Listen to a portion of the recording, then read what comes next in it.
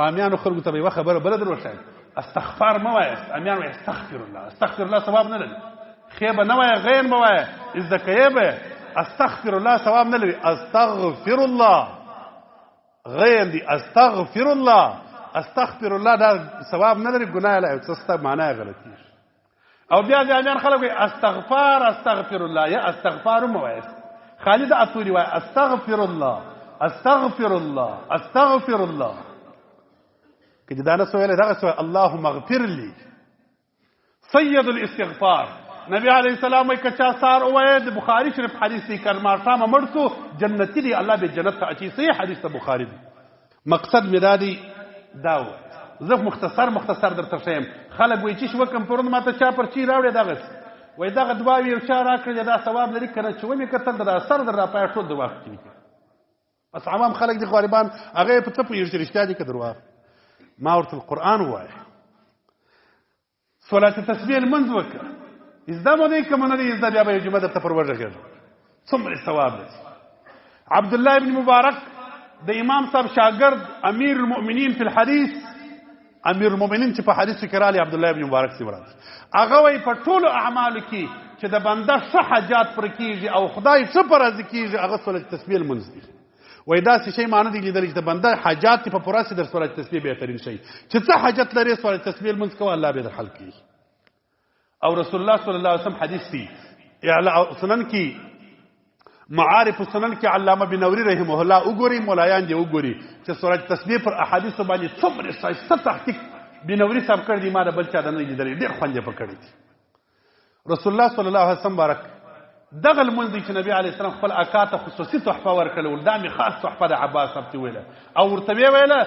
چې خطا و په کسته لوی او کوچني ټولې ګناوې چې رژېږي هغه د صلات تسبیح پر منځ رژېږي پرون مې یو حاجي صاحب کوي هلته بیا ما یو مسله پکې ور وښوله بره ما ته ویله چې په دا روژه کې مې په روژ کال شپږ اویا واره وکړي سږ کال چې به څه وکړم ما ولا چې غبطه په وسوله خوند یې راکړي صلات تسبیح لمونځ وکړي زده یې کړي که مو نه وایي زده د ملایانو سره زده یې کړي 300 واره دا کلمه پکې ویل کېږي سبحان الله والحمد لله ولا اله الا الله والله اکبر دویم یو بل د خیر کار چې درشه د کلمه نبی علیه السلام حدیث دی رسول الله صلی الله علیه وسلم په روژه کې 4 شان ډېر وکړي 4 شان چې وکړي یو لا اله الا الله کلمه وایست لا اله الا الله لا اله الا الله چې څومره ویلې چې غونډه وایي نبی کریم صلی الله علیه وسلم هغه افضل کلمه چې ما او ټول انبیا ویلې هغه لا اله الا الله په پای کې محمد رسول الله صلی الله علیه دا صحیح حدیث دی نبی علیه السلام په روژه کې خاص ویل یو لا اله الا الله کلمه دویم نبی علیه السلام استغفر الله استغفر الله استغفر الله دا ډیر وایست رسول الله صلی الله علیه وسلم وایي که چا استغفار ډیر وایه چې په څه تکلیف باندې اخته دی الله تعالی به ځینې خلاص او که چا استغفار ډیر وایه الله تعالی به داسې رزق ورکړي چې دی به فکر او سوچ هم نه کوي دا ملایان سره کومې خوا رزق را روان دي ستا په 50,000 شپږ افغانۍ زما کور چلېږي ولیکن په 20,000 افغانۍ باندې کار کوي او هېڅ کاروبار هم نه لرم خو دغه استغفار ډېر وایي الله تعالی بلا کوي په زه داسې رزق در کوم چې ستا بې تصور لرم ابوالعز استاد ما سره یو طالب سپور دی د دې ځایه موږ ووتلو مسجد ته سفرلارې مې سودا کول دې رډي ته ودرېږ در تېر څه ځه ته وده بل ته مې ودرېږ اخري ولاړو یوې ته ودرېدو لنډه ده چې ودرېدو سودا مې وکړې یو سړی رالي د کسبو لاندې چې ګرد روپۍ ورکړي از ما طالب ما ته وایي هغه من حیث لا نحتسب چې حدیث کې راځي چې خدای به داسې رزق درکړي چې ستا بې فکر لا نه هغه دغه دی مال دغه دی در څونه ځایو را تېر شولو چې ودرېدې خدای دغه ځای ته برابر کړی وي چې موت یې په لاس درکوي دا استغفار وایست خو امیانو خلکو ته به یوه خبره بله در وښایم استغفار مه وایست امیان وایي استغفر الله استغفر الله ثواب نه لري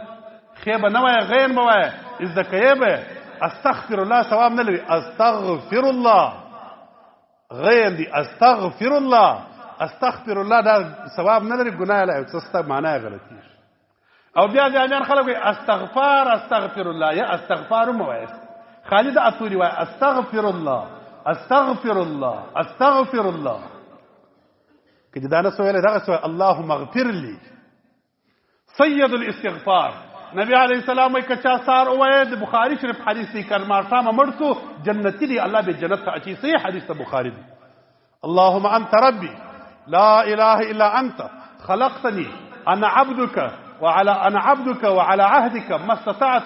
اعوذ بك من شر ما صنعت ابوء لك بنعمتك علي وابوء بذنبي فاغفر لي فانه لا يغفر الذنوب الا انت. دا که نبی علیه السلام وایي چا سهار ووایه که در ماښامه مړ شو جنت ته به سیرت ځي، که چا ماښام ووایه در سهاره مړ شو جنت ته به ځي. دغه یې زده کوي. زموږ رامیان خلک حسابونه د دوکانو مو ښه یې زده دي، خو همره څه بدوي. زه ښکاره خبرې درته کوم، په پیسو کې نه خطاوځي، خو د جنازې لمنځونه په کال کې 20 او 30 ثانیې کوي، در اوسه مو د مړي دعا نه دی زده کړې. په هره جنازه کې پلاو مره به نه غاړې خلاصوي. وروره دا خو دا دین اصلي موږ پیدا دین ته یو، دنیا ته نه یو پیدا. دنیا زاید شی ده، اصلي د دین لپاره پیدا یو. زما کوچنیان دوه بچیان دي الکوان حافظان دي دواړه، هغه یو خو تاسو ته راځي، هغه بل هم دواړه حافظان. نو هغو ته زه د روژې کې د روژې مخکې مې ورته ویلي وم ماپښین ما د مکتب ته ځي وایاستې د نور وخت د سبقان وایي. روژه چې راله ما ورته اوس د قرآن پاک ته توجه وکړي. ول هغه استاد راته ویله چې بیا دې په مکتب کې نه پرېږدم. ما ورته مه مې پرېږدم. موږ مکتب مقصود نه دی خالي، د یو خط و د دنیا د یو ضرورت په خاطر یې وایو، مخالف یې هم نه یو،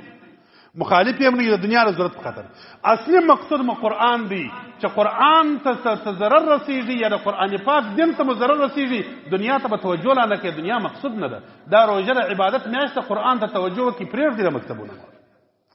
نو اصلي موږ د دې لپاره پیدا یو. استغفار نبی علیه السلام وایي. دوه شان نور مختصر به درته ووایم، وخت ناوخته سو. نبی علیه السلام وایي دغه دعا په روژه کې ډېره کوي چې خدای جنت ته مې واچوي، الله جنت راکړي، خدای د دوزخ د اوره مې وساتي. د دوزخه پناه غواړئ، جنت د خدای تعالی دعاوې ډېرې وکړي. دا په روژه کې نبی علیه السلام وایي. او لا اله الا الله کلمه او استغفار ډېر وایي. او د هغه رقم په روژه کې ما درته وویل چې د قرآن پاک تلاوت ډېر وکړي. دا شان به عملي کړي، اله العالمین به جنت درکړي. سورة تسبیح لمونځ کوئ، د قرآن تلاوت کوئ.